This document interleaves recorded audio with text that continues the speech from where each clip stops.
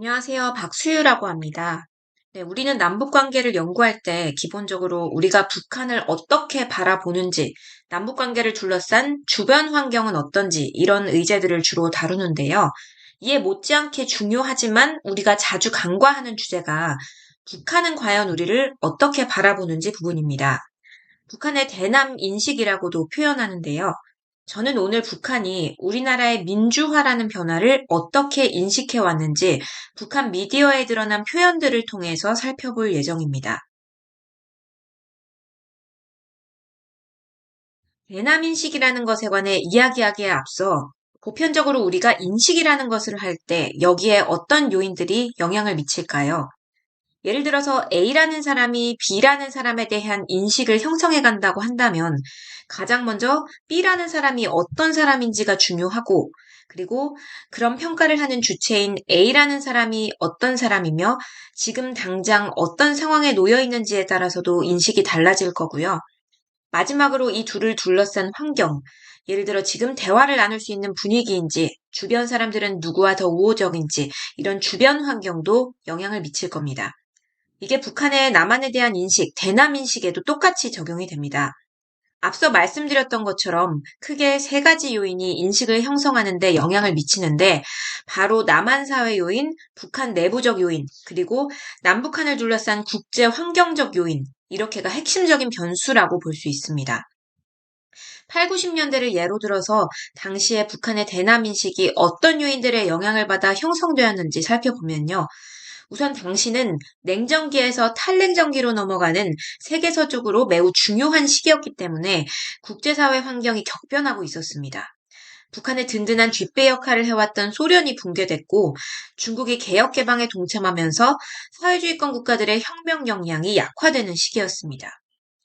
한편 북한 사회 내부적으로는 굉장히 위기의 시기였는데요. 영원할 줄 알았던 수령 김일성이 사망했고요. 고난의 행군이라는 전대미문의 가난과 굶주림이 몇 년째 이어졌고 이런 위기를 극복하기 위해 막대한 군비 지출이 이뤄지면서 악순환이 오히려 심화됐던 시기입니다. 그렇다면 남한 상황은 어땠을까요? 8, 90년대에 민주화가 이뤄졌고 경제력도 북한과 역전이 됐습니다. 북한이 너무나 민감해하는 주한미군이 여전히 상주하고 있었고 88올림픽을 성공적으로 개최한 뒤에 이러한 자신감을 바탕으로 활발한 북방 외교를 펼치면서 소련, 중국과도 수교를 맺습니다. 여기 보시면 민주화 구현의 강조 표시가 돼 있는데요. 이게 다른 요인들보다 더 크게 영향을 미쳤다 이런 의미는 아니고 오늘 좀 더 집중해서 살펴보고 싶은 요인이라 강조를 해놨습니다. 당시 이루어졌던 남한의 민주화라는 요인이 북한의 남한에 대한 인식에 과연 어떤 영향을 미쳤는지와 관련해서는 제가 뒷부분에서 좀 더 자세히 설명드리겠습니다. 당시 북한은 기존의 혁명 전략하고 비교했을 때 공세성이 덜한, 그러니까 비난만 일삼았던 남한 당국과 대화를 시도한다든가 체제 유지를 위한 생존 전략을 보여줬는데 여기에는 이처럼 녹록지 않은 북한 내부 환경과 급변한 국제사회 분위기, 북방 외교를 성공적으로 이끌어가는 남한 사회에 대한 불안감, 이런 요인들을 바탕으로 형성된 남한에 대한 인식이 깔려 있었습니다. 북한이 남한에 펼치는 전략이나 전술이나 정책, 이런 것들은 모두 지도부의 인식에 기반을 두고 있다는 면에서 인식이라는 게 굉장히 근본적이고 중요한 요소라고 볼 수 있고요. 인식의 변화가 전략, 전술, 정책 이런 것들의 변화로 드러나는 경우도 있지만 그냥 인식의 변화에만 그치는 경우도 많다는 점에서 가장 폭넓은 변화를 포착할 수 있는 부분이기도 합니다. 국제사회 환경이나 남한 사회나 북한 사회나 계속 시시각각 변하잖아요. 이에 따라 대남 인식도 그대로 머물러 있는 게 아니라 여러 가지 요인들로부터 영향을 받으면서 시시각각 변한다는 면에서 한 단면을 보고 이 판단을 끝내는 게 아니라 지속적으로 팔로우업할 필요가 있습니다. 그렇다면 대남 인식이라는 건 어떻게 파악할 수 있을까요? 아시다시피 북한은 폐쇄된 사회이기 때문에 북한 당국 관계자들을 만날 수 있는 것도 아니고 결국 미디어나 공식 문헌에 의존하는 수밖에 없습니다. 하지만 대부분의 북한 자료들과 마찬가지로 이런 미디어들도 뭔가 객관적인 정보를 전달하는 것이 목적이 아니라 노동당의 입장을 설득하고 선전하는 기능을 수행합니다. 북한 주민들을 대상으로 선전하는 대내용 매체와 국제사회를 대상으로 하는 대외용 매체가 있는데 대표적인 대내용 매체가 노동신문과 조선중앙TV, 그리고 대외용 매체에는 조선중앙통신, 우리민족끼리, 조선신보 이런 것들이 있는데 기본적으로 죄다 선전 매체고 체제 정당화를 위해서 정보를 윤색한 부분이 많다는 한계가 있음에도 불구하고 북한의 남한에 대한 인식이나 전략을 연구하는데 매우 중요한 자료라고 볼 수 있습니다. 네, 앞서 말씀드렸다시피 대남 인식에 영향을 미치는 세 가지 중 하나가 남한 사회 요인이고 오늘 이 시간에는 그 중에서도 민주화에 초점을 맞춰서 남한 사회의 민주화가 북한의 대남 인식에 어떤 영향을 미쳤는지 알아보겠습니다. 그럼 우선 남한이 민주화되기 전에 북한의 대남 인식이 어땠는지를 살펴봐야 비교가 가능할 것 같은데요. 남한과 북한은 48년 8월 15일과 9월 9일에 각각의 단독 정부를 수립하면서부터 대결 구도를 형성하고 상대방을 비난하는 인식으로 일관했습니다. 그리고 한국전쟁을 겪고 난 뒤에는 더욱 상대방의 체제를 부정하고 통일시켜야 할 대상으로 간주했습니다. 서로 국채를 인정하지도 않았고 자신의 쪽이 정통성을 가진 유일한 합법정부라고 주장했는데요. 북한은 기본적으로 남한이 미국에 대한 식민지 예속 상태에서 벗어나지 못한 데다 정통성이 없는 독재 정권 아래 놓여 있다.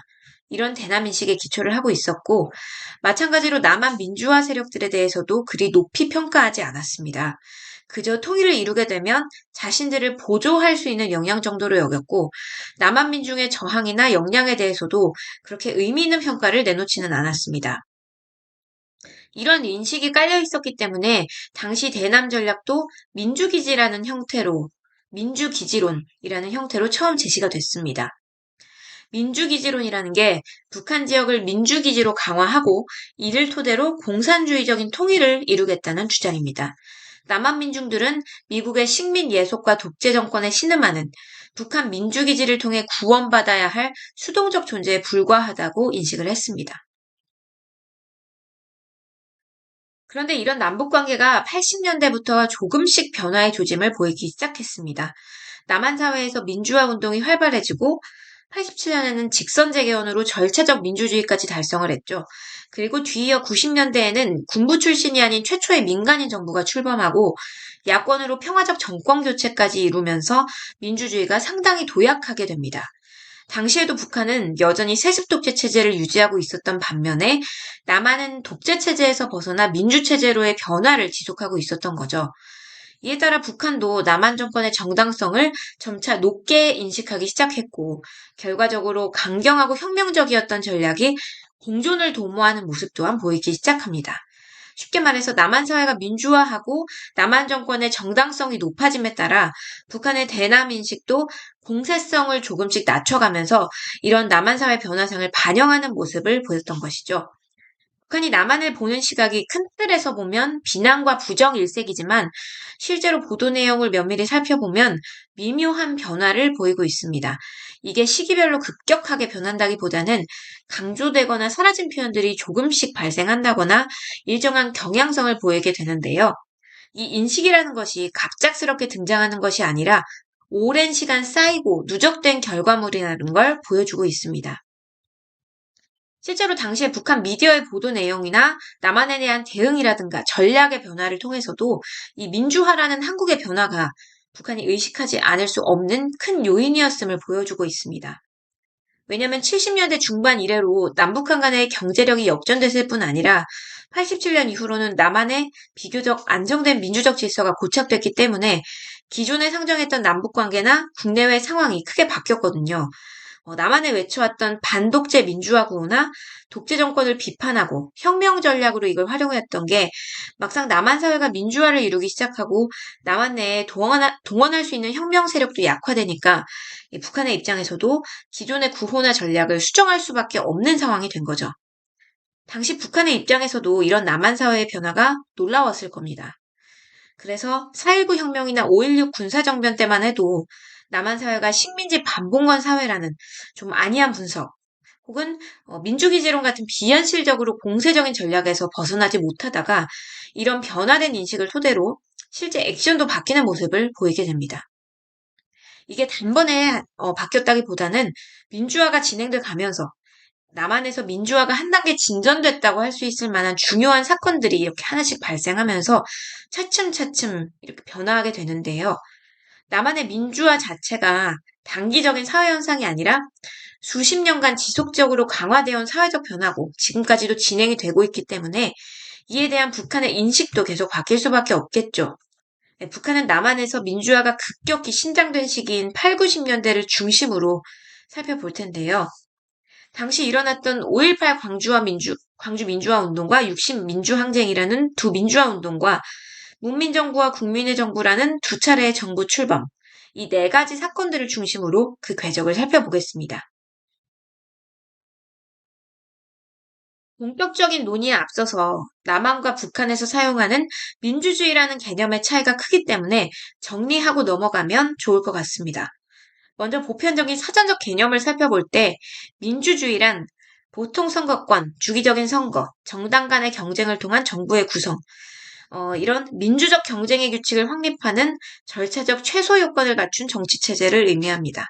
그리고 민주화란 권위주의나 파시즘 같은 비민주적인 상태로부터 민주주의로 변화하는 이런 동체적인 과정을 지칭합니다.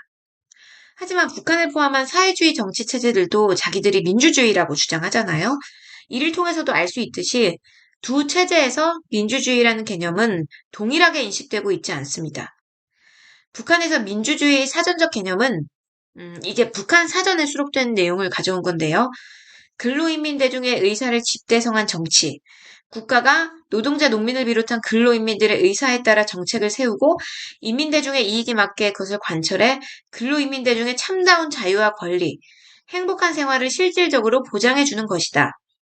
민주주의는 계급적 성격을 띈다. 참다운 민주주의는 오직 하나, 사회주의적 민주주의다. 이런 이 사회주의, 사전적 정의처럼 북한이 언급하는 민주주의는 사회주의적 민주주의 또는 인민민주주의로 우리 사회에서 통용되는 자유민주주의와는 별개의 개념입니다. 그러니까 남한의 변화를 설명할 때 북한이 언급한 반파쇼 민주화 운동에서 민주화의 의미는 북한이 그들 사회 내부에서 활용해온 사회주의적 민주주의 개념과 차이가 있는 겁니다. 북한은 민주주의를 부르주아 민주주의, 인민민주주의, 프롤레타리아 민주주의, 사회민주주의 이렇게 구분해서 다루고 있는데요. 이런 개념 분류의 밑바탕에는 민주주의 역시 계급 지배의 한 형태고 순수한 민주주의란 존재하지 않는다. 계급적 민주주의만 존재한다. 이런 인식이 깔려 있습니다. 네, 오늘은 남한 사회에서 통용되는 민주주의 개념에 초점을 맞춰서 논의를 이어갈 예정입니다. 즉 여기서 민주화란 국민들의 사상결사의 자유 등 정치적 기본권을 보장하는 방향으로의 변화를 의미하고요. 북한이 남한 정세와 관련해 언급했던 반파쇼 민주화 운동 역시 독재 정권에 대한 투쟁을 토한 정치적 민주주의를 의미합니다. 물론 북한이 남조선 혁명을 통해 달성하려는 이상은 인민민주주의였고 토지개혁이나 노동법령 이런 것들도 다 북한은 민주개혁이라고 불렀습니다. 하지만 당시 남한 사회의 정치적 민주화 움직임은 북한이 남조선 혁명을 통해서 궁극적으로 인민민주주의를 달성하기 위한 수단이었기 때문에 역시나 중요하다고 볼 수 있습니다. 그렇다면 5.18 광주 민주화 운동을 바라보는 북한의 인식은 어땠을까요? 4.19 혁명 때만 해도 북한은 남한의 진보적인 청년층이나 시민 세력을 민주기지를 통해 구원받아야 할 수동적 존재, 보조적 역량 이 정도로만 인식했는데요. 5.18 때는 달랐습니다. 민주주의를 실현하기 위한 동반 인민들의 근대 역사에서 처음 있는 가장 역사적인 사변, 그리고 낡은 유신파쇼 통치를 청산하고 새로운 민주정치를 실시하기 위한 가장 높은 형태의 반파쇼 민주화 투쟁이자 전례 없는 지속성과 완강성, 격렬성을 띠고 진행된 인민들의 대중적 봉기. 노동신문은 이렇게 보도하면서 5.18이 참가 범위와 투쟁 규모에 있어서 전례가 없을 정도였고 조직적인 무장투쟁으로 전개됐다는 점을 굉장히 높이 평가했습니다. 남한에서는 노동신문을 볼 수 없었기 때문에 이런 북한에서의 선전선동이 남한까지 물론 닿지는 못했지만 모두 함께 반파쇼 구국투쟁에 참여해달라 이런 식으로 선동하는 모습을 보이기도 했습니다. 이런 보도들을 미뤄볼 때 북한 지도부는 5.18을 계기로 남한의 민주화 운동이 고조돼서 군사 독재를 종식시킬 것을 기대했던 것으로 보이고요. 또 남한 중간층을 조직화해서 독재 정권을 무너뜨릴 확고한 대남 혁명 역량으로 만들어야 한다고 인식하게 됐습니다. 여기 당시 노동신문 보도 보시면 통상적으로 여기 대남 기사가 오면에 실리는데 어, 이뿐만 아니라 1면, 2면에까지 관련 기사가 집중적으로 게재될 정도로 5.18에 큰 관심을 보였습니다. 한 달간 게재된 기사 수를 이렇게 집계하고 시위 상황, 해외 반응, 북한 사회 반응 뭐 이런 식으로 분류를 해봤는데요. 약 일주일간은 20건에 가까운 기사가 실릴 정도로 보도가 활발하게 이루어졌습니다. 5월 18일에 18건, 19일에 15건, 그리고 사건 발생 9일 뒤인 27일에도 여전히 16건의 기사가 보도가 됐고요. 시위가 진압된 28일 이후로는 보도 건수가 물론 급격히 줄었지만 그 뒤로도 비중 있는 보도가 꾸준히 이어졌습니다. 6월 1일에는 통일혁명당 중앙위원회 명의로 경문까지 발표하면서 반파쇼 민주화 투쟁에 나서자 뭐 이렇게 남한 시민들을 선동했고 그리고 사건이 발생한 지 한 달이 지났는데 그런데도 헌면 전체를 할애해서 광주에서 일어났던 만행을 고발하기도 했습니다. 5.18이 발발한 날부터 한 달간 보도된 기사가 이렇게 무려 308건이죠. 그리고 특히 시위 상황에 대한 보도가 절반 가까이를 차지해서 가장 비중이 높았는데요. 총을 든 광주 시민들이 이렇게 시내를 질주하는 장면과 남한 매체들을 보도를 인용하는 등 구체적인 시위 상황을 연일 이렇게 보도했습니다. 해외 매체의 보도에 관한 기사도 상당히 많았는데요. 남한 독재 정권의 무자비한 탄압을 비판하는 전 세계의 여론을 보도하면서 비판의 층위를 확대하려 했던 것으로 보입니다. 사설 논평이 처음으로 등장한 게 이 시위가 진압되고 난 뒤인 29일이었는데요. 당시 논설을 보면 광주인민봉기는 자유와 민주주의를 위한 피압박 인민들의 투쟁에서 특출한 의의를 가지는 역사적 사변이다. 이렇게 5.18에 굉장히 큰 의미를 부여하고 추켜 세우기도 했습니다. 조선중앙TV 같은 방송 매체들도 계엄군이 광주 시민을 마구 죽이는 장면을 조총련을 통해서 확보해서 매일 보도했고요. 노동신문은 시위가 진압된 이후에도 계속 당시에 잔인했던 참상에 관한 보도를 멈추지 않았습니다. 당시 통일혁명당 중앙위원회 명의로 발표했던 경문 중에 모든 애국적인 민중은 반파쇼 구국의 지치 아래 총분기하라 뭐 이런 대놓고 선동적인 글을 발표하기도 했고 이외에도 지속적으로 인민봉기, 반파쇼 민주화 투쟁의 성격을 강조하는 글들을 보도하면서 이 박정희 전두환 정권에 대한 비난을 드러내는데요. 북한이 당시 남한에서 벌어진 민주화 운동을 자신들의 혁명 전략의 연장선상에서 활용하려 시도했음을 보여주고 있습니다. 그러면서도 한편으로는 당시 북한이 개입됐다 이런 루머가 남한에 퍼지니까 여기에 적극적으로 선을 긋기 위해서 5.18은 사회주의 운동이 아니라 민주화를 위한 투쟁이다. 남조선 내부의 위기를 우리와 결부시켜 건드리는 것은 결코 허용하지 않을 것이다. 뭐 이런 보도를 하기도 했습니다. 네, 5.18에 대한 보도는 90년대 중반까지도 이어져서 매년 사설을 통해서 꾸준히 언급이 됐습니다. 기사에서 사용되는 단어의 비중 변화를 통해서 북한 사회에서 5.18이 갖는 정치적 의미의 변화를 살펴볼 수 있는데요. 시위 발생 직후인 80년대 초반에는 반파쇼 민주화 투쟁이라는 관점에서 남한 정권의 정통성을 부정하고 비민주성을 비판하기 위한 수단으로 활용했습니다. 1주년 사설에서도 영웅적 광주인민봉기는 반파쇼 민주화 투쟁사의 길이 빛난 것이다. 이런 메시지를 내놨고요. 하지만 그 이후에는 5.18을 반미 투쟁을 촉구하는 데 적극적으로 활용하기 시작했습니다. 반미 자주화 운동을 남한 사회에 확산시키는 계기적 사건, 뭐 이렇게 표현하기도 했는데요. 특히 80년대 후반부터는 민주화가 어느 정도 정착이 되고 남한 사회가 상대적으로 안정을 찾아감에 따라 5.18의 의미를 반파쇼 민주화 투쟁의 상징에서 반미 투쟁의 상징으로 변화시켜 나갔습니다. 북한 지도부가 5.18이 엄연히 민주화 운동임에도 불구하고 이걸 반미 반체제 전선 구축에 활용할 수 있지 않을까 이런 기대감을 가지고 반파쇼 민주화 운동이라 보도해왔던 5.18을 반미 자주화 운동으로 전환하려 시도한 겁니다. 김일성이 5.18에 대해서 공식적으로 처음 언급했던 때도 보면 남한의 민주화 움직임을 탄압하고 독재 정권을 부추긴 건 미국이다. 이렇게 미국의 만행을 비난하는 데 주력하는 모습을 보였거든요. 특히 90년대 중반을 기점으로 북한 매체들이 반외세, 반미를 부각시키면서 5.18의 의미를 재구성하기 시작했는데요. 80년대 초중반에는 반파쇼 민주화 운동이라고 추켜 세우다가 90년대로 들어설수록 반파쇼, 민주화 이런 표현이 아예 빠지게 됩니다. 이렇게 북한이 반독재 민주화 투쟁과 반미 투쟁의 성격을 결합해서 인식했다는 점이 5.18이 4.19 혁명을 비롯한 다른 민주화 운동들과 가장 차별화되는 지점이라고 볼 수 있습니다. 여기 북한 매체들 보도 보시면 남한 사회 대중들의 투쟁에서 가장 우선되어야 할 방향이 반미 자주화 투쟁이라고 강조를 했는데요. 남조선 인민들의 진출이 반정부적 성격뿐 아니라 반미적 성격도 띠고 있는 것이 특징적이다.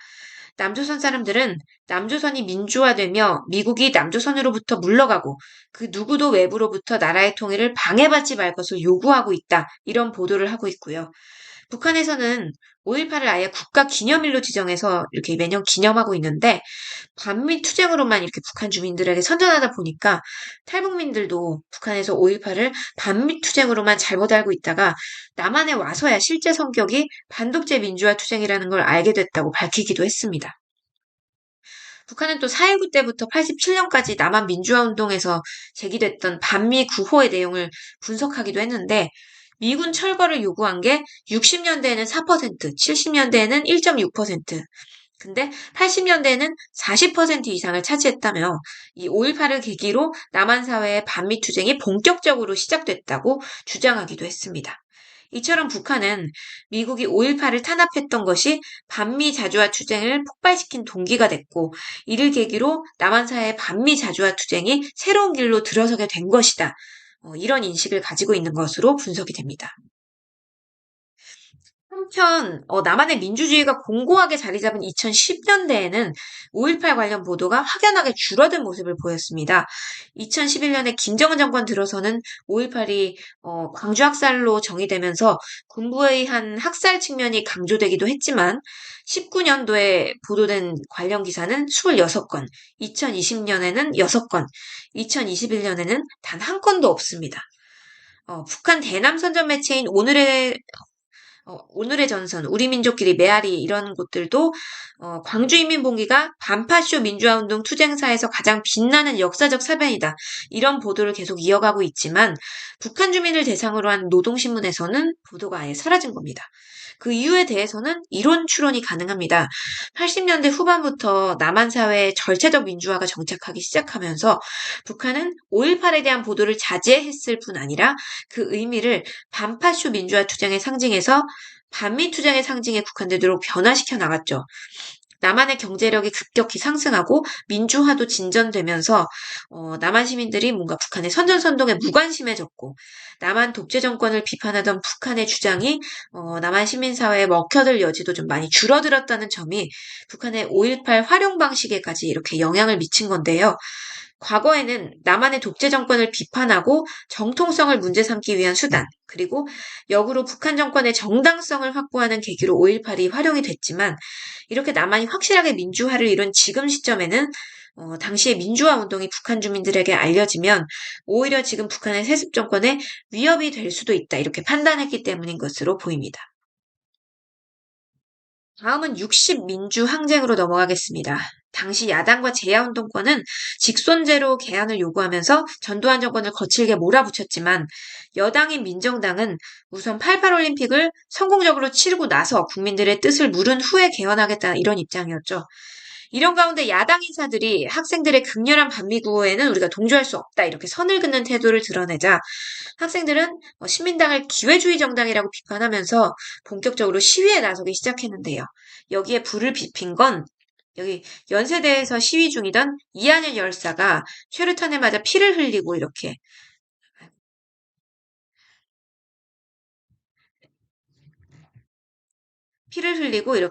동료에 의지하던 모습이었습니다. 이 사진이 군사정권의 집권에 종지부를 찍는 촉매제 역할을 했다는 평가가 나올 정도로 너무나 중요한 사건이었는데요. 전 세계적으로도 크게 보도되었을 뿐 아니라 북한도 60민주항쟁이 시작된 날부터 6.29 선언으로 사태가 잠정적으로 마무리되기까지 하루도 빠짐없이 남한의 시위 상황을 일면의 대서특필로 보도하는 모습을 보였습니다. 네, 초반에 하루 보도 건수만 집계하면 5.18 때보다 조금 적은 것으로 보이지만 한 달 중 15일간 시위 관련 보도를 일면에 대서특필할 정도로 높은 비중을 차지했습니다. 6.29 선언 이후에도 비슷한 양의 보도 건수가 계속 집계됐을 뿐 아니라 이 선언 당일과 다음날 잇따라서 이를 일면에 보도했는데요. 시위 발발 일주일 뒤부터 보도 건수가 줄어들었던 5.18 때와 달리 6.29 선언이 이뤄진 이후는 물론 시위 발발 후 한 달 내내 매일마다 상당량의 보도 건수가 집계됐습니다. 북한은 이처럼 남한의 시위와 이에 대한 정권 탄압 기사를 계속 이어가면서 선동하는 모습을 보였고요. 또 한 달간 보도된 기사 건수가 415건으로 5.18 때보다 훨씬 더 많은 것으로 집계가 됐습니다. 하지만 6월 29일 이후의 보도 내용을 보면 6.29 선언 관련 내용이 거의 없습니다. 당시 북한은 노태우 정부가 내놓았던 이 시국 수습 방안에 대해서도 민주화는 하루아침에 이루어질 수 없고 남한 시민들 역시 새로운 시대가 왔다고 절대 생각하지 않는다. 이렇게 강한 불신을 표시했는데요. 가짜 민주화, 가짜 문민 정치에 기만당하면 안 된다면서 민주화 투쟁을 끝까지 벌여야 한다고 선동하는 모습을 보였습니다. 북한의 입장에서는 노태우 대통령 집권 역시 군사 파쇼 독재의 연장에 지나지 않았기 때문에 6.29 선언 당일은 물론 그 이후에도 6.29 선언과 관련된 보도는 보이지 않았고 남조선 인민들의 투쟁을 적극적으로 지지한다 이런 보도만 계속 이어졌습니다. 그래서 전체 보도 건수 중에 시위 상황 관련 보도가 절반에 가까운 193건, 사설 논평이 23건입니다. 노동신문 사설은 조선노동당의 최초 공식 입장이라는 점에서 굉장히 중요하고 남한 관련 사설이 게재되는 건 통상적으로 1년에 10편도 채 되지 않거든요. 근데 60항쟁 관련 사설이 일면에 등장하기까지 했던 걸 보면 당시 60민주항쟁에 대한 북한의 관심이 상당히 높았다는 사실을 알 수 있습니다. 하지만 북한 보도를 보면 전두환 대통령의 장기 집권 야욕을 비판하면서도 뒤이어 집권하는 노태우 대통령 역시 신뢰하지 않는 모습을 보이고 있습니다. 4.19 혁명 진압과 5.16 군사정면, 12.12 군사반란을 주도한 인물이 바로 노태우 대통령이다. 이렇게 사실상 전 대통령과 동일하게 취급하는 인식을 계속 드러냈고요. 여기 보시면 남조선 인민들은 노태우는 다른 하나의 전두환이라고 규탄하면서 그를 다음 대통령 후보로 내세운 건 민정당 군사파쇼 독재를 연장하기 위한 것으로 폭로하고 있다. 남조선 인민들이 노태우를 전두환 역도와 똑같은 놈으로 보며 배격하고 있는 건 당연하다.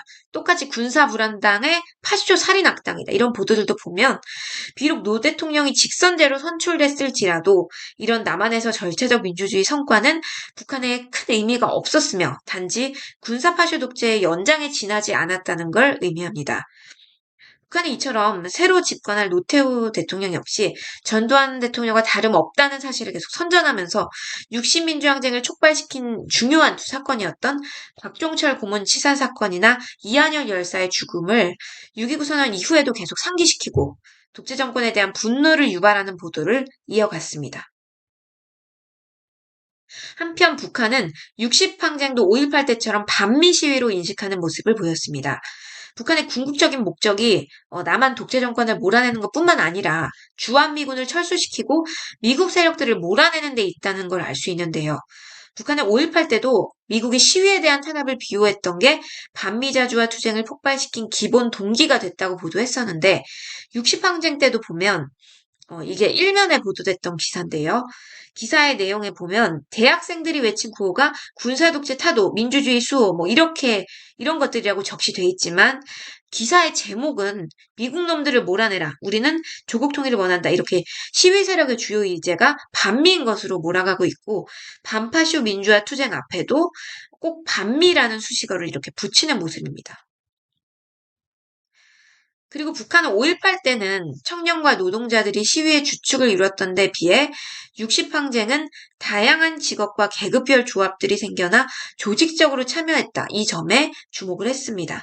당시 분위기를 보면 시민들이 자신의 이해관계를 실현하기 위해서 조합을 스스로 결성하거나 단체를 조직하기도 하는 등 굉장히 주체적으로 시민사회가 활성화가 됐는데요.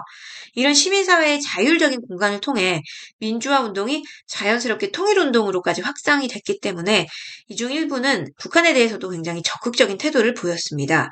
그러니까 기존에는 정부에 의해서 통일 문제가 철저하게 관리되고 통제됐다면 이제는 시민사회의 다양한 세력들에 의해 공개적으로 논의되기 시작한 거죠. 북한도 이걸 굉장히 중요하게 인식했습니다. 당시 보도 내용 보시면 청년 학생들과 각계층 인민들의 대규모 연대, 공동투쟁이 힘있게 벌어졌으며 거기에 광범한 중산층까지 적극적으로 합세했다. 민주화를 위한 투쟁이 고조되는 가운데 인민들 속에서 반공 국시를 배격하고 영국 연북을 주장하는 목소리가 높아갔으며 괴뢰들의 남침 위협설을 부정하며 온 민족의 단합된 힘으로 통일을 이룩할 때 대한 민중통일론이 대두하였다. 이게 보도 내용인데, 그러니까 원래 남한 중간층을 보조적인 역량으로만 인식했던 북한이 이 5.18 때보다 훨씬 광범위한 시민들이 참여한 이 60항쟁을 계기로 이들의 변혁적인 지향성을 발견하기 시작했고, 또 이들을 조직화해서 자신들이 활용할 수 있는 대남 혁명 역량으로 만들어야겠다, 이렇게 인식하게 된 겁니다. 85년도에 출범했던 한민전도 북한이 주력군으로 눈여겨봤던 단체 중 하나였죠. 그리고 조선중앙연감에도 보면 60민주항쟁이 전례 없이 광범위한 각계각층의 참가 아래 대규모 투쟁으로 전개됐다. 참가 인원수가 4.19의 2배를 넘는 전 인민적인 항쟁이었고 청년 학생뿐 아니라 노동자, 사무원, 기업가 등 남한의 거의 모든 계급과 계층이 참여했다고 강조하는 대목이 나오거든요. 특히 노동운동으로서도 괄목할 만한 발전이 있었다면서 30여 년 노동운동 역사에서 처음 보는 최대 규모의 노동운동이었다고 과거 여타 항쟁들보다 높이 평가했습니다. 북한은 이런 시민들의 역량을 통일운동에도 활용하려고 시도하면서 남한의 범진보 민주화 세력과 함께 한반도 통일정책을 수립하겠다고 주장하기도 했습니다. 하지만 북한의 입장에서 여전히 군부 독재 정권의 연장선일 뿐인 남한 정부와 당국자는 규탄 대상으로 삼으면서 날을 세웠고 제야 민주화 세력들만을 공조의 대상으로 인식했습니다. 이런 북한의 인식은 당시 김일성의 연설을 통해서도 그대로 드러나는데요. 남조선 청년들은 방송을 통해서 내 연설도 듣고 우리 조국 통일 방안도 연구하고 있습니다. 남조선 당국자들에게는 조국을 통일하기 위한 아무런 방안도 없습니다. 이렇게 제야 세력에만 접근을 했는데요. 물론 북한의 고려민주연방국 창립 방안이 남한의 통일 방안과 대치되는 점이 많았기 때문에 남한 시민들이 이걸 최선으로 여긴다는 이런 북한의 주장은 사실과 다릅니다. 하지만 북한은 자신들의 통일 방안을 관철시키기 위해 민주화 세력이 제도권에 진입할 수 있도록 간접적으로 지원하는 모습을 보이기도 했는데요. 전두환 집권 내내 김대중을 비롯한 민주화 인사들이 석방을 주장하다가 87년도에 통일민주당을 창당한 김대중, 김영삼을 지속적으로 언급합니다. 노태우 정부는 인정하지 않을지라도 민주인사들이 나중에 집권을 한다면 대화 상대로 인정할 것이라는 사실을 보여줍니다. 단순히 시민들의 혁명 역량과 투쟁을 강화하는 차원에서 나아가 제도권에 진입할 수 있도록 정치 세력을 지원했다는 면에서 5.18 때와 또 차이가 있는데 이 남한이 직선제 개헌으로 절차적 민주주의를 달성한 이래로 이렇게 조금씩 나타나기 시작한 이런 북한의 움직임은 이들 민주인사들이 90년대에 실제로 집권에 성공하면서 더욱 노골적으로 드러났습니다. 93년도에 문민정부가 출범하면서 군부권위주의 통치가 종식되고 최초의 민간인 정부가 탄생했습니다. 남한이 좁은 의미의 정통성을 인정받을 수 있는 조건을 마련한 건데요. 실제로 북한은 김영삼 대통령이 집권한 직후에 전두환 노태우 대통령 때와는 달리 무작정 비난을 쏟아내기보다는 뭔가 조건을 이렇게 제시하는 듯한 모습을 보였습니다.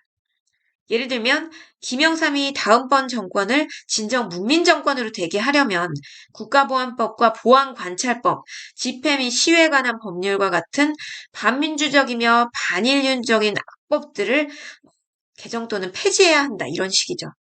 하지만 이런 기대감은 잠시뿐이었고요. 곧 김영삼 정부의 집권 과정과 정통성 결여를 지적하고 나섰습니다.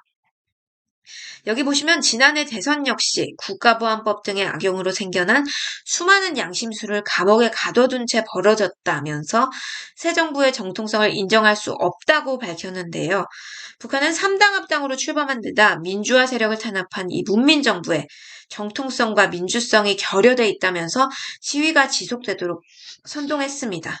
80년대 후반만 해도 김영삼이나 김대중 같은 민주화 세력을 종종 언급하면서 이들이 제도권에 진입할 수 있도록 간접적으로 지원하는 모습을 보였던 북한이지만 막상 문민정부가 출범한 뒤에도 미국과 변함없이 공조하면서 핵사찰이나 합동 군사훈련 등에 나서니까 이들을 비난하고 나선 겁니다. 네, 과거 남한 집권자를 지칭할 때 붙였던 괴뢰정부, 파쇼정부 이런 표현도 다시 등장해서 문민 파시스트, 김영삼 파쇼 도당 이렇게 지칭을 했는데요. 기대가 좌절된 만큼 더욱더 비난하는 모습입니다. 당시 노동신문 보도를 봐도 5.18과 60항쟁 때 관련 보도를 활발하게 이어갔던 것과 사뭇 다른 모습이었습니다. 김영삼 정부가 군부 권위주의 정권 종식 후 첫 민간정부 출범이라는 성과임에도 불구하고 남한 정세에 대한 보도 건수가 크게 줄어든 것으로 집계가 됐는데요. 전체 보도 건수가 210건으로 300건이 넘었던 5.18 때나 400건이 넘었던 60항쟁 때에 비해서 크게 적었습니다. 그리고 또 흥미로운 건 아직 남북 관계가 악화되기 전이었던 김영삼 대통령 집권 직후에는 그래도 북한의 요구 조건을 들어줄 수 있다는 기대감이 어느 정도는 깔려 있었기 때문에 부정적인 보도를 자제했던 것으로 보입니다. 그래서 집권 한 달 보도 건수를 살펴봤을 때 첫 주에 비해서 마지막 주로 갈수록 기사 건수가 더 늘어나는 것을 볼 수 있습니다. 표에서 남한 정세로 집계된 보도들 역시 대부분 김영삼 정부의 출범 소식보다는 당시 미국과 공조해서 이루어졌던 핵사찰이나 팀스피리트 훈련에 대해서 다뤘고요. 시위 관련 보도도 간헐적으로 이어지긴 했지만 5.18이나 60항쟁 때에 비하면 굉장히 미약한 수준이었습니다. 그리고 남한 시위 관련 보도의 대부분이 5.18이나 60 민주항쟁 때처럼 반미 시위로서의 성격을 부각시키는 모습이었습니다. 예를 들어서 한 시위 관련 기사는 학생들이 국보법 철폐와 양심수 석방, 해직교원 복직을 요구했다 이렇게 보도를 했는데 동일한 시위를 다룬 다른 기사는 이들 시위가 팀스피리트 훈련과 미국의 쌀시작 개방 압력에 반대한 것이라고 남한 시위대의 투쟁 원인을 서로 다르게 보도하기도 했습니다. 하지만 반미 시위 관련 기사의 절대적인 수치 역시 과거에 비해서는 크게 줄어들고 남한을 비판하는 보도들도 직설적인 표현을 사용하는 기사들의 비중은 크게 줄어든 대신 해외단체나 해외 매체들의 보도를 빌어서 간접적으로 표현하는 기사들이 대폭 늘어나 전체 관련 기사의 절반을 넘었습니다. 북한의 김영삼 정부에 대한 기대감이 어긋난 건 비슷한 시기에 터졌던 핵사찰 이슈와도 관련이 있습니다. 문민정부가 출범한 당일이 바로 IAEA 이사회가 핵시설에 대한 사찰을 요구한 날이었습니다. 이때를 기점으로 1차 핵위기가 고조되기 시작한 거죠. 북한의 김영삼 대통령이 핵 문제에 본격적으로 대응을 시작하기 전에는 새로운 집권자인 김영삼 대통령에 대해서 과거와 다르게 대응할 것이라는 기대감이 굉장히 컸습니다. 이런 기대감이 미디어를 통해서도 드러나는데요. 우리는 침략자인 전 팀 스피리트 합동 군사훈련을 강력하게 반대하고 있지만 그와 관련해서 남조선의 현 집권자를 욕하지는 않습니다. 미제와 함께 이 합동 군사연습을 재개하도록 한 것은 현 남조선 집권자가 아니라 전 남조선 집권자입니다. 판문점에 이산가족 상봉을 위한 집까지 짓자고 약속했지만 전 남조선 집권자는 이렇게 합동군사연습을 재개하도록 했습니다. 이런 식으로 전 남조선 집권자와 현 남조선 집권자를 명백히 구분하면서 모든 비난의 화살을 전두환과 노태우에게만 돌리는 모습을 보였습니다. 하지만 북한이 기대했던 것과 달리 김영삼 정부가 이전 정부보다도 오히려 더 강경하게 핵 문제에 대응하고 미국과 공조체제를 공고히 해나가니까 크게 실망했던 것이죠. 북한은 다시 거센 비난을 시작했습니다. 당시 특사교환을 제의하면서도 우리는 남조선 당국자들에게 회담을 하려면 외사와 함께 핵전쟁 연습을 멈추고 국제 공조체제를 운운하지 말아야 한다고 요구했고요. 남한 정부의 자주성 결여를 비난하면서 남조선의 현 당국자가 문민정권을 세우고 무엇을 한다고 하지만 믿을 수 없다. 남조선은 아무런 자주권도 없는 미국의 식민지다. 이렇게 평가를 했습니다. 이렇게 전두환 노태우 정부 때와 달리 절차적으로 민주화한 남한 정부를 대화 상대로는 인정하면서도 이들이 미국과 공조하는 행태는 변함없이 규탄하는 모습을 보였고요. 그러면서도 남조선 당국자가 미국에 맹종하지 않고 자주적으로 나가려고 한다면 이제라도 손을 잡을 용의가 있다. 이런 식으로 대화의 조건을 밝혔습니다. 미국과의 공조체제를 정리한다면 남한 당국자들과도 얼마든지 대화할 수 있다. 이런 희망적인 인식이 담겨 있는 거죠. 북한은 당시 군부 권위주의 통치 종식에 이어서 문민정부가 출범하자 합법적인 정치 공간이나 선거 이런 것들을 혁명에 활용할 수 있을 것으로 기대를 하고 남한 정부 당국자들과의 대화 가능성을 타진했던 것으로 보입니다. 김영삼 정부 출범 직후에 김일성은 재미교포들과 담화에서 어느 동맹국도 민족보다 나을 수 없다 이런 김영삼 대통령의 취임사를 언급하면서 남한 당국자와의 단결에 기대감을 드러내기도 했는데요. 내용 보시면 지금 우리는 남조선 인민들은 물론 남조선 당국자들과도 될수록 단결하자고 합니다. 그래서 나는 올해 신년사에서 그 누구든 민족자주의 입장에서 진정으로 조국 통일 문제를 해결하려는 성실한 태도로 나온다면 과거를 묻지 않고 허심탄회하게 통일 문제를 협의할 것이며 조국 통일 위협을 실현하기 위해 함께 노력할 것이라고 했습니다. 우리는 남조선 집권자의 말에 주의를 돌리고 있다. 물론 그에 대해 환상을 가질 필요는 없지만 그가 나를 만나겠다고 한 건 좋은 일이다. 이렇게 이게 과거와 비교하면 굉장히 발전된 인식이거든요.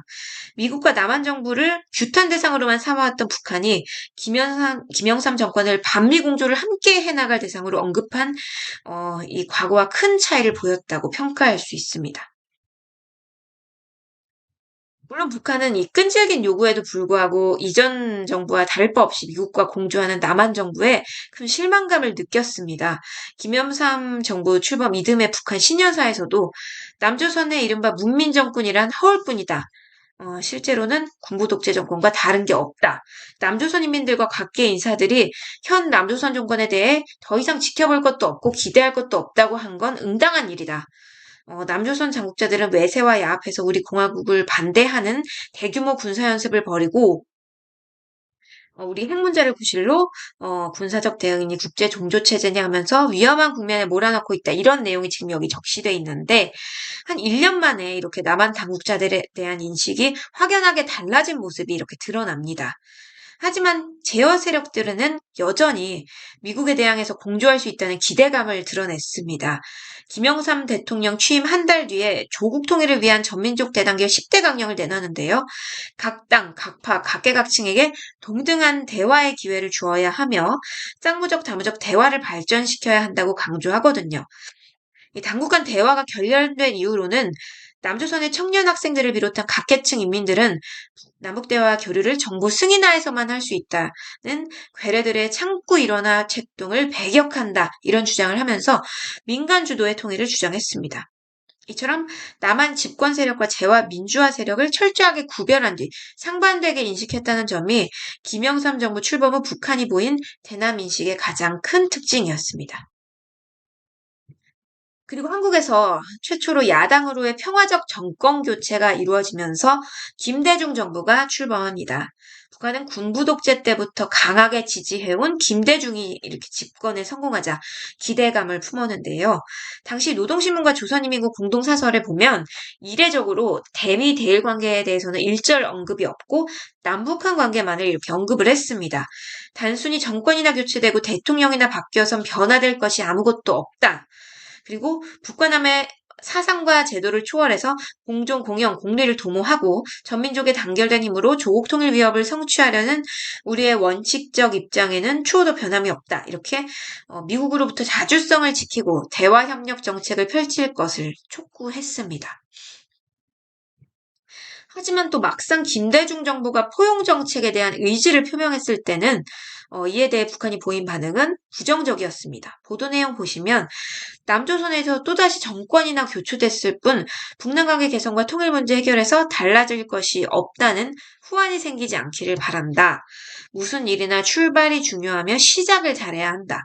취임사에서는 이런저런 문제들이 제기됐지만 지금 시급히 풀어야 할 원칙적이며 근본적인 문제들에 대해서 언급이 없을 뿐만 아니라 나라의 자주적 평화 통일을 위한 그 어떤 현실적인 방안도 없다. 이렇게 북한은 정권이 교체되고 대통령이 바뀐다고 화해의 길이 절로 열리는 게 아니라며 국보법 철폐, 한미훈련 중지, 안기부 폐지 이런 북한이 주장하는 남조선 사회 민주화의 결정적인 요소들을 조건으로 내세웠습니다. 북한은 김대중 정부가 이 지난한 과제들을 해결해 주기를 바라며 정권에 대한 판단을 유보하면서도 비난할 때는 일정 정도의 선을 넘지는 않는 모습을 보였습니다. 예를 들어서 군사정권 시절에는 대통령의 실명 앞에 살인 깡패다, 살인 악당이다 이런 욕설을 섞으면서 적나라하게 비난했지만 집권 초반에는 김대중 대통령을 직접적으로 비난하지는 않고 국방부 장관에 대한 비난에 그친다거나 이렇게 선을 지키는 모습을 보였는데요.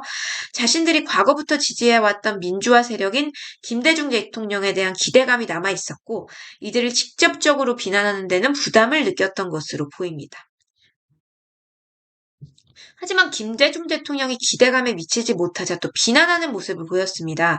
이게 독재 정권 때와는 달리 정권이 민주화되니까 이 정부 정책이 아무래도 운신의 폭이 제한될 수밖에 없잖아요. 그러니까 북한은 이른바 민주주의 정권으로 남한 정권이 교체되면 연방제 방식의 통일을 달성할 수 있을 거라고 생각하고 정권 교체나 진보 세력의 정치 활동 보장을 주장해왔지만 막상 이렇게 진보 정권이 출범했을 때 이게 뜻대로 되지 않는구나 인식하게 되니까 김 대통령을 불신하고 부정적인 반응을 드러낸 겁니다. 그리고 정권이 절차적으로 정당성을 얻고 남한 사회가 민주화를 통해서 대중적인 지지 기반을 확보하자 오히려 북한이 수십 년간 이어온 남한 정권에 대한 비방과 선전선동이 남한 대중들에게 수용될 수 있는 여지가 줄어든 측면도 있었습니다. 이렇게 막상 민주화 세력이 집권했는데도 국보법 폐지나 안기부 철폐 같은 북한이 주장해온 이른바 반민주적 요소가 시정되지 않는 모습을 강조하면서 민주화 세력이 다시 들고 일어나야 한다. 시위를 선동하고 집권 세력과 제야 민주화 세력을 이간질했습니다. 보도 내용 보시면 민노총과 한총련을 중심으로 현 정권의 반인민적 정책을 반대하는 각계층의 투쟁이 불거졌으며 날이 갈수록 그 폭과 강도가 높아졌다. 신반미주의로 포장되면서 중산층을 비롯해 남조선 사회 전반으로 확대됐다. 98년에 남조선 인민들 속에서 파쇼 독재를 끝장내고 진정한 민주정부 수립, 민주주의와 생존권을 쟁취하기 위한 투쟁들이 일어났다. 여기 반미주의가 또 등장했습니다. 이처럼 북한은 남한 사회가 정치적으로 민주화가 됐을지라도 기본적으로 한미 동맹에 매였기 때문에 친미 사대주의적인 본질은 바뀌지 않았다. 진정한 민주화를 이루지 못했다면서 비판했습니다. 그리고 그 연장선상에서 대북 포용 정책 역시 처음에는 색안경을 끼고 바라봤습니다. 당시 보도 내용들 보시면 북침 정세를 가리고 우리 내부로부터 와해하려는 술책이다. 괴뢰도당은 햇볕 정책이라는 걸 들고 나왔지만 이게 앞에서는 화해협력 운운하고 뒤에서는 반북 대결 책동에 미쳐 날뛴 거고 괴뢰들은 대북공존이 4강 외교니 육자안보 협력이냐면서 민족 내부 문제를 대북들의 흥정물로 섬겨바치는 것도 서슴지 않았다. 외세 의존적이며 반인민적이며 매국적인 국민의 정부의 운명도 선행 도제 정권과 다를 바 없다. 이렇게 적개심을 이렇게 누그러뜨리지 않고 포용 정책을 내세우면서도 미국과의 공조를 유지하는 이 정부를 전임들보다도 더 지독한 반통일 정권으로 평가를 하는 모습이었습니다. 그러면서도 과거보다 역량이 성장한 제야 민주화 세력은 공조 대상으로 활용하려 시도했는데요. 민주화된 남한 사회에서 여당과 야당이 합작하는 모습, 그리고 이에 대한 국제사회 지지, 이런 변화된 모습들을 보면서 북한은 대남혁명의 가능성이 사라지는 데 대한 두려움을 느꼈던 것으로 보입니다. 하지만 북한은 지금 자신들이 경제난이 극심하고 국제사회에서도 불리한 상황이라는 인식이 깔려 있었기 때문에 비록 전제 조건을 달긴 했어도 남북 당국 간의 대화 가능성을 열어놨습니다. 당시 미 국무부 기밀 자료에도 보면 북한은 김대중 정부의 집권에 대해서 아직 입장 표명을 유효하고 있다. 남한이 북한의 요구 조건에 응할 준비가 얼마나 돼 있는지 시험하고 국제사회의 추가적 지원을 이끌어내기 위한 수단으로 추후 입장 표명을 신중히 활용할 것으로 보인다. 이렇게 적시가 돼 있거든요. 그러니까 김대중 정부에 대해서 겉으로는 비난을 이어갔을지라도 경제난 극복에 필요한 지원 확보가 워낙 절실했기 때문에 당국과의 접촉 필요성을 느끼고 있었던 것으로 보입니다. 결정적으로 2000년 김대중 대통령 베를린 선언 이후에 북한은 다양한 경로를 통해서 특사 접촉을 재해오고 정상회담을 논의할 수도 있다는 입장을 밝혀왔습니다. 당시 선언의 대북 경제 지원, 평화 정착, 이산가족 문제 해결, 당국 간 대화 이런 것들에 대한 의지가 담겨 있고 대화에 대해서도 강한 의지가 반영돼 있었거든요. 북한은 우리의 참뜻을 조금도 의심하지 말고 화해와 협력 제안에 적극 호응하길 바란다 이렇게 밝히기도 했는데 집권 초부터 변하지 않고 이어진 김대중 정부의 이런 일관성 있는 태도가 북한에 신뢰를 준 것으로 보입니다. 그래서 북한도 남한의 대화를 제안하는 편지를 보내면서 대한민국 대통령 김대중 이렇게 호칭하는가 하면 민족 공동의 목적을 위해 남과 북이 힘을 합칠 수 있다고 주장하면서 민족이라는 개념을 내세워 대화를 주장하기도 했습니다. 당시 노동신문의 남한 정세를 보도하는 기사가 급격하게 줄어든 이유도 이런 북한의 기대감이 반영된 것도 있고, 과거에는 북한이 남한의 독재 정권을 비판하고 정통성을 문제 삼기 위한 수단으로 민주화 운동을 활용했지만, 남한이 확실하게 민주화를 이룬 현 시점에 남한 정세가 북한 주민들에 알려지면 오히려 세습 정권의 위협이 될 수 있다고 판단했기 때문인 것으로 보입니다. 그래서 김영삼 정부 출범 때보다도 남한 정세에 관한 전체 보도 건수가 훨씬 적게 집계가 됐습니다. 당시 남한 사회가 이룬 민주화의 진정과 김대중 대통령의 성과는 국제적으로부터 또 긍정적으로 인정받고 있었기 때문에 해외 반응으로 집계된 기사도 과거보다 훨씬 적게 집계됐습니다. 김영삼 정부 때만 해도 해외 매체들을 인용한 보도 건수가 113건으로 전체 기사 건수의 절반이 넘었지만 정부 출범 때는 34건에 불과하죠. 남한 정세를 부정적으로 보도하는 해외 기사 자체도 크게 줄어들었습니다. 대신 김영삼 정부 출범 때보다 사설 논평은 늘어났습니다. 새로 출범한 남한 민주정부가 민족 바탕으로 이존 정부 때와 다른 행보를 보일 것을 촉구하는 내용이 대부분이었는데 김대중 정부 출범 후 첫 사설은 이렇게 일면의 절반가량을 차지할 정도로 비중 있게 보도가 됐습니다. 물론 북한이 당시에도 여전히 내부 결속 차원에서 대내적으로는 남한 당국의 정통성을 부정하고 남한에 대해 왜곡된 인식을 유지했지만 그런 와중에도 남한 정부를 비판하면서도 김대중 대통령에 대한 직접적인 호명은 피하는 등 과거에 비해서 절제하는 모습을 보였습니다. 당시에 외교적으로 열세에 몰린 데다 최악의 경제난에 시달렸던 북한의 입장에서는 최고 목표가 체제 생존에 있을 수밖에 없었고 또 북미 관계 개선과 경제난 극복을 위해서 남한 당국과 대화해야 할 필요성을 절감하고 있었던 것이죠. 이처럼 고대했던 김대중 정부의 출범에도 불구하고 기대에 미치지 못하자 남한 정부에 대해서 비난이 간헐적으로 이어졌고 민주화 세력에 대한 선전선동도 이어졌지만 지금까지 북한이 수십 년간 가져왔던 인식에는 상당한 변화가 있었고 실제 행동도 상대적으로 방어적인 성향을 보였습니다. 지금까지 민주화가 급격히 실장됐던 8, 90년대에 북한의 남한에 대한 인식이 어떻게 변화해 왔는지 살펴봤습니다. 우리 사회 민주화 수준은 지금도 계속 신장되는 중이고요. 사실 당시에는 우리 사회가 민주화되고 남한 정권의 정당성이 높아짐에 따라서 혁명 지향성이 좀 낮아지고 정권에 대한 기대감도 상대적으로 높아지고 또 그리고 말씀드렸던 대로 국제사회 변화와 맞물려서 체제 유지를 위한 방어적인 성향을 띄었던 부분도 있는데요. 최근에는 남한 사회 민주화되고 정보화된 환경이 오히려 북한의 선전선동에 효과적으로 활용되는 측면도 보이고 있습니다.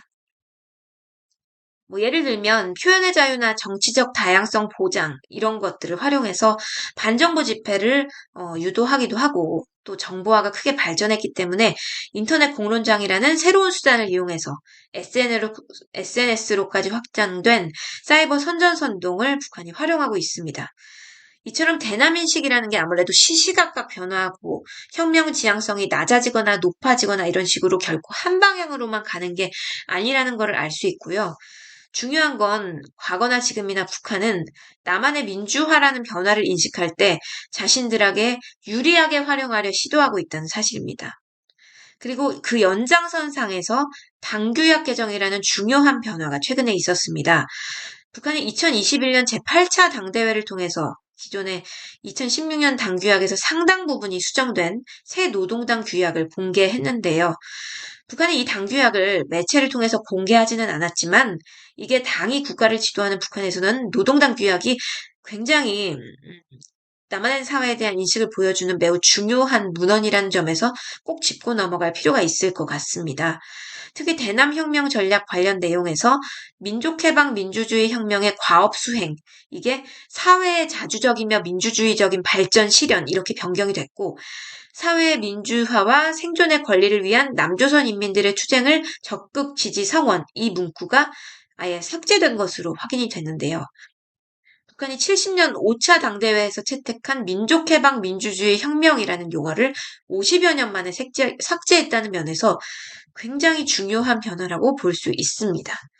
사실 남북 관계를 두고 북한은 결코 달라지지 않을 것이라는 불변론과 지속적인 교류 협력으로 남북 관계가 개선될 수 있다는 변화론 간의 논쟁은 어제 오늘 일이 아닙니다.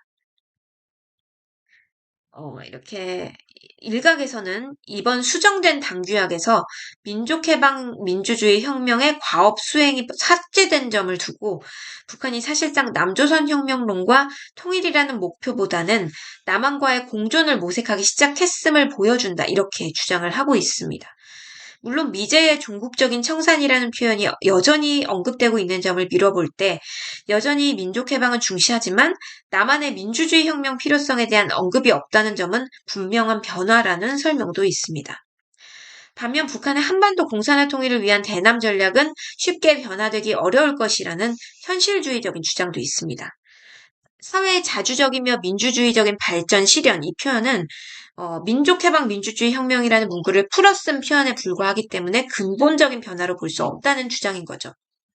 자주적인 발전은 미제국주의에서 벗어나는 민족해방혁명을 의미하고 민주주의적 발전은 인민민주주의 혁명을 통한 사회주의 건설을 의미하기 때문에 개정된 당규약 역시 기존 남조선 혁명론의 연장선이라는 논리입니다.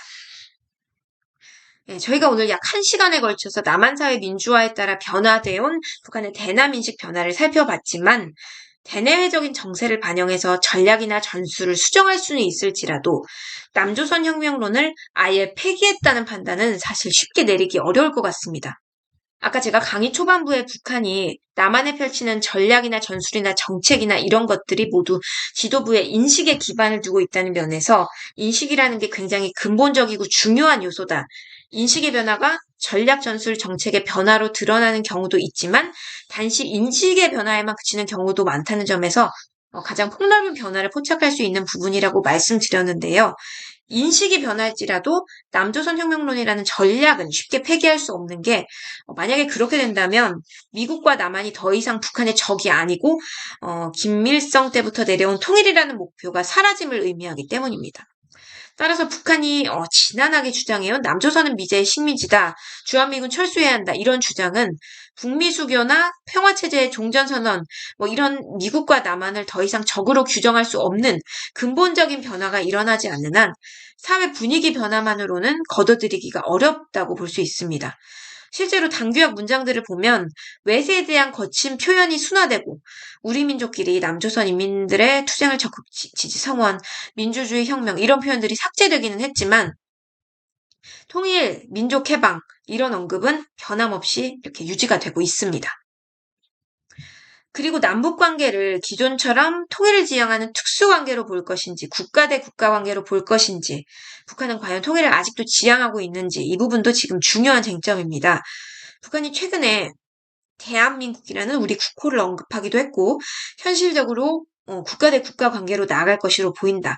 당규역 변화뿐만 아니라 북한이 지금 전술핵을 강조하고 있는데 같은 민족을 상대로 핵을 쓰겠다는 게 말이 되냐. 이제 더 이상 우리 민족끼리는 없고 투코리아로 가고 있다. 이런 해석도 나오고 있습니다. 북한이 점차 통일을 단기적 목표가 아닌 장기적 차원의 과제로 바라봄에 따라 당장의 통일보다 평화 공존이나 분단 관리를 추구하면서 실질적으로는 투코리아의 방향으로 나간다는 것이죠. 하지만 북한이 우리 국가 제일주의를 표방하면서 국가성을 강화하는 것은 사실이지만 통일을 아예 포기하고 공식적으로 이국가론으로 전환했다고 보기는 또 어렵습니다.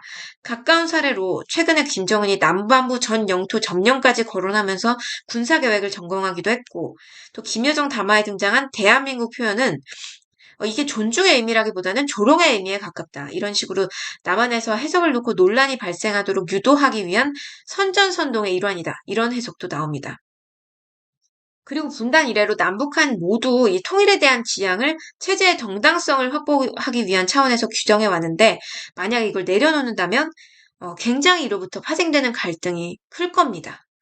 그래서 사실상 누구도 현재 상황에서 통일을 기대하지 않을지라도 군사 안보적인 대치와 적대성에 기초한 현상 유지를 위해서 통일 지향의 원칙을 그대로 가져가는 그런 상황이 계속 이어질 것이라고 봅니다.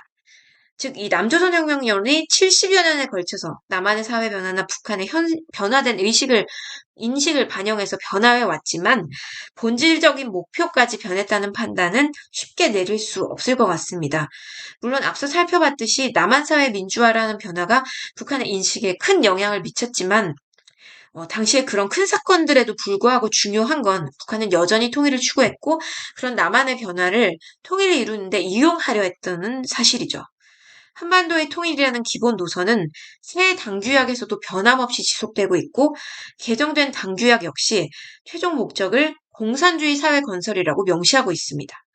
물론 남북이 평화체제까지 간다면 민주주의 혁명을 암시하는 표현들이나 미제의 종국적 청산 이런 문구들이 상쇄될 가능성이 있지만 북한이 3대째 유지해온 통일 부분은 섣불리 삭제되기가 어렵기 때문에 이렇게 해석을 둘러싼 논란은 이어질 것으로 보이는데요. 북한의 입장에서 북미 수교나 주한미군 철수 같은 목표가 달성되지도 않은 상태에서 대외적으로 공개된 국가적 목표를 쉽게 변경할 수는 없음을 감안할 때 남북 관계를 얼마나 신뢰하느냐에 따라서 이런 북한의 의도에 대한 해석은 크게 달라질 것 같습니다. 또 남한에서 논란이 계속 이어지니까 북한의 공식 입장을 대변해온 조선신보도 우리 대남 노선 변하지 않았다. 이런 보도를 내놓으면서 우리 사회 일각에서 제기되는 남조선 혁명 폐기 주장을 반박한 바가 있습니다. 네, 그러니까 90년대 이래로 북한이 남한에 영향을 미치는데 합법적인 정치 공간을 활용하려 했듯이 최근에 북한의 우리의 표현의 자유나 인터넷 공론장을 활용하려 하는 것도 그리고 새 당규약에 포함된 사회의 민주주의적 발전을 추구한다는 표현도 다 같은 맥락에서 볼 수 있을 것 같습니다. 다만 남한의 정세 변화를 반영해서 지금 당장 통일하겠다 이런 기대감은 적고 통일 문제를 중장기적인 목표로 변환한 것이라고 해석이 됩니다. 이처럼 북한은 지난 수십 년간 남한 사회에 대한 변화된 인식을 반영해서 대응 방식을 달리하고 전략 전술도 수정해 왔습니다. 앞서 살펴봤듯이 남한의 민주화라는 요인 역시 북한의 인식에 영향을 미친 중요한 요소였기 때문에 당장 북한이 남조선 혁명을 포기하냐 마냐, 통일을 포기하냐 마냐 이런 거를 떠나서 이 과정을 살펴보는 시도가 앞으로 북한이 나아갈 방향을 예측하는 데 중요할 것 같습니다. 그리고 오늘 북한 매체를 통해서 북한의 인식을 파악해보긴 했지만 북한 미디어는 결국 선전선동을 수행하는 매체이기 때문에 온전히 신뢰할 수도 없는 게 현실입니다. 그럼에도 불구하고 이렇게 매체를 통해서 드러내는 메시지가 북한의 인식을 파악할 수 있는 거의 유일한 수단이기 때문에 우리는 메시지의 객관성이나 목적을 의심하면서도 미디어를 계속 주시할 필요가 있는 것 같습니다. 네, 이만 마치겠습니다. 감사합니다.